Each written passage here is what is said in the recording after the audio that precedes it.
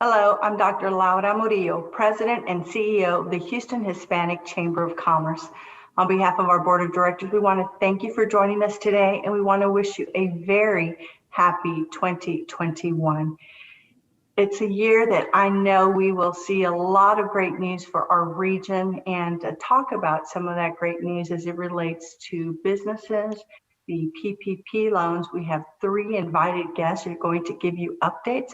They include none other than our Congresswoman, who we'll begin with from Briggs & Veselka. Joining us is Sheila Enriquez, and she's CEO of Briggs & Veselka and is doing a phenomenal job of making sure they provide resources as well. You'll hear from her shortly. Also joining us is Timothy Jeffcoat with the SBA, who has been a great partner to the Houston Hispanic Chamber of Commerce, and they have a plethora of resources, so you'll hear from them. So let's start with our Congresswoman, Lizzie Fletcher. Hello, Congresswoman. Good morning, Dr. Murillo. Great to see you. Likewise. So you have had a busy day. We're off to a new year with a new administration, lots of work to be done, but specifically, if you could talk to us about PPP and this second round, some words from your group out there in Washington, D.C., and what people should know. Well, thanks so much, Dr. Murillo. I am glad to say that we have good news on the PPP front. So I was very pleased that at the end of the year, that Congress passed HR 133. It's our consolidated appropriations bill, and that extended and modified the Paycheck Protection Program. And it also funded the economic injury grants and created a new program it's a shuttered venue grant program. We reopened the PPP loan period through March 31st of this year with more than $284 billion in funding. It allows, importantly, for a second draw for businesses with less than 300 employees and revenue loss of at least 25% who've already used or will use their initial PPP loans. And that's so important. We heard from so many people who said we anticipated the impacts of the pandemic might not last this long, but many businesses still feel that the worst impacts are yet to come and they need access to that money. In addition, we set aside $15 billion for first-time PPP applicants. And that's very important for small business borrowers that have 10 or fewer employees and who are located in low to moderate income areas, making sure that everyone has access to these funds, which was an issue very early on in the program.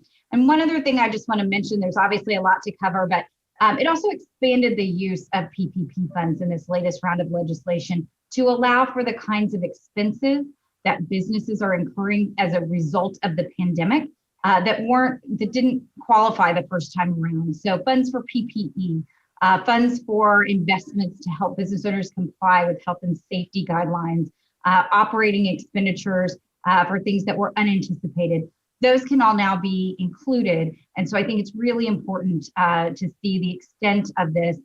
And of course, as you have heard from now President Biden, that continuing to address the economic impacts of the pandemic is a top priority for the new Biden administration, as it is for this Congress. So I expect additional work in these first few months, knowing that this program will expire at the end of March of this year. You might be watching and thinking that it's too complicated and maybe you're not sure whether or not you qualify. There's a lot of support out there, especially beginning with the Small Business Administration. Tim, thank you so much for always being by our side to provide accurate and detailed information. So let's start with just your take on the second round of PPP and some insight from you. Sure. Second round of PPP is already very fast.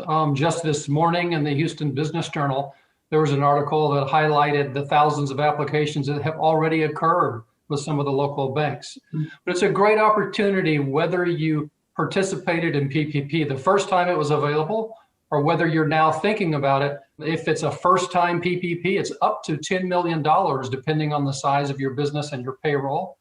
And for a second draw PPP, it's up to $2 million, also depending on the size of your payroll. Well, and on that note, speaking of first draw, second draw, some folks are still hoping that some of these will be forgivable. Any insight on that, whether it's from you or the Congresswoman, on any conversations regarding that? Sure, both of these loans have similar parameters. They're basically the same thing with a few minor differences, such as the possible amount of the loan that I mentioned. But fundamentally, there are three things you've got to do. For forgiveness, 60% or more needs to be spent on paychecks, and then 40% or less is spent on some of the other eligible expenses, so rent, mortgage interest, utilities. There's a small range of operating expenses, personal protective equipment expenses, and if you've had some civil disturbance around your business and it's damaged and insurance won't cover it, then this can cover that as well. And there's one more thing.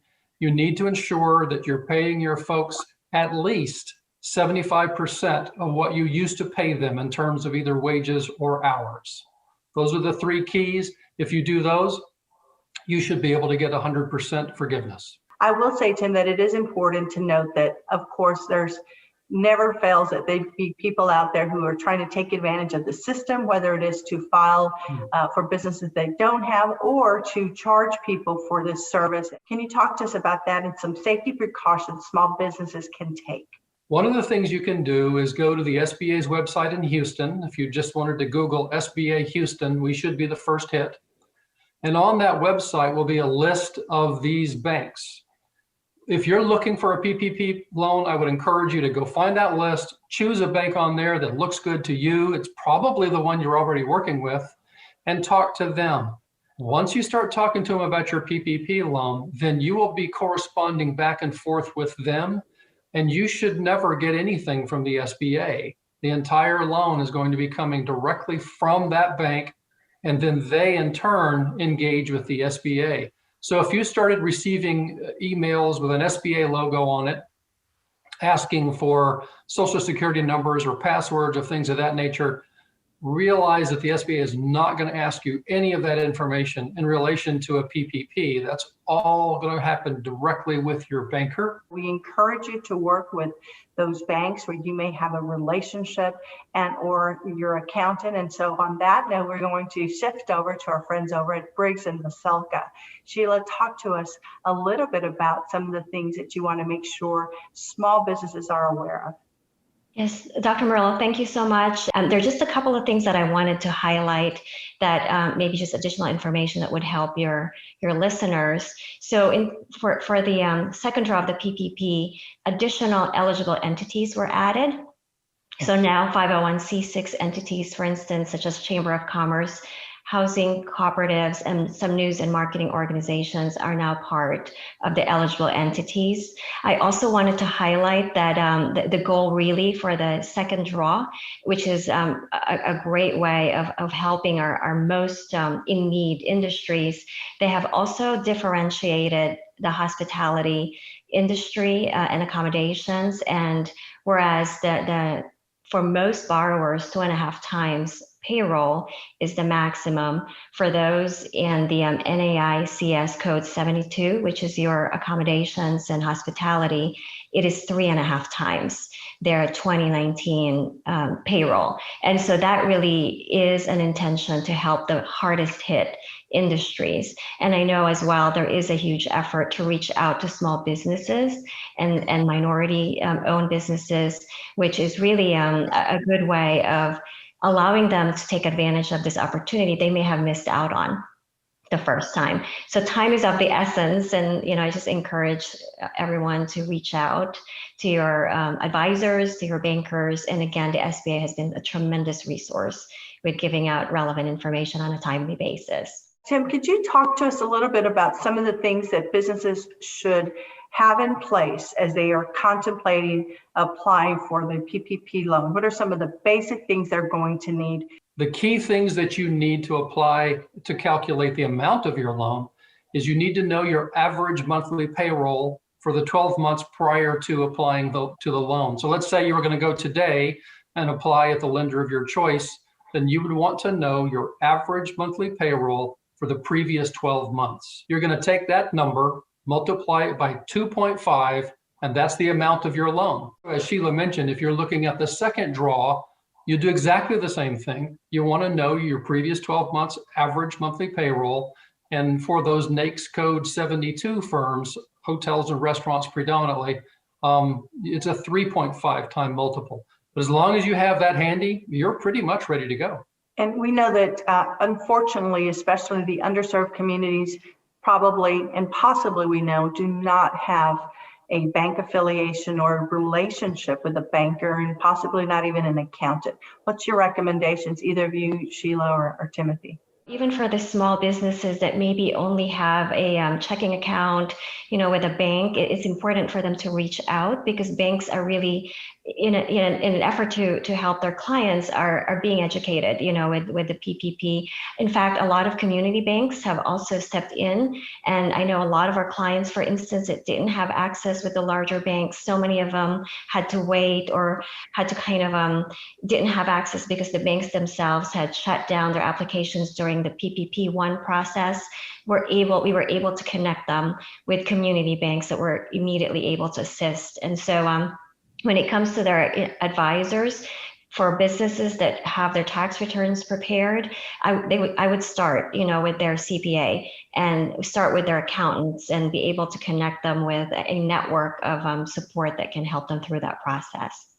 Well, a lot of information, but again, I think it's very important to emphasize, if you are a small business, this absolutely is for you. We know that through the first PPP, many people didn't even try. If you were one of those people, we encourage you to do so. We know that the bankers and the banks are working overtime trying to fill all of these requests, and will help walk you through those applications. I'd like to go back before we wrap up the program. And Tim, any closing remarks on behalf of the SBA? Yeah, just a couple. First, if you don't have a bank and you're looking for one, please visit our website, SBA Houston. The other thing is that the SBA has already paid on your behalf about 250 free advisors and mentors here in the Houston area. So if your business needs some help figuring out how to go into this process, no problem. Now, they're not going to take the place of a CPA. They're going to coach you through the process. They won't actually do the work for you. Whereas if you're working with a CPA, I totally agree with Sheila. Go to that CPA and let them help you get ready to go apply for the loan. I want to end the program with our Congresswoman and perhaps ask you to give some hope to these small businesses. So on PPP, on jobs and the economy, what hope, Congresswoman, can you provide to this community? And I would just like to close with a great point that you raised. I'm not sure people realize that how much of our agenda is shaped by hearing from our constituents. And there were some important bills that we worked on in the last Congress that unfortunately did not pass. I worked on one that was born in the Houston community with small business owners in Houston, the Lift Up Act, to try to get assistance to people who already had disaster loans, like people who are still paying off Harvey loans. And we're going to reintroduce that in this Congress. The Restaurants Act, some people also followed to help restaurants. While it didn't pass exactly, so many of these ideas come directly from constituents. So what I want people to know is both that people are working on it, but also that we want to hear from them about their experiences so that we can solve their problems. That's what we're here for. It's a privilege to be able to do it. And I appreciate the chance to visit with you this morning about it, and look forward to continuing our work together to address these challenges facing our community. Well, we'd like to thank you, Congresswoman, and all of our guests today for joining us. Please visit the Houston Hispanic Chamber of Commerce website. Follow us on social media. On behalf of the Houston Hispanic Chamber of Commerce board and staff, we thank you for joining us.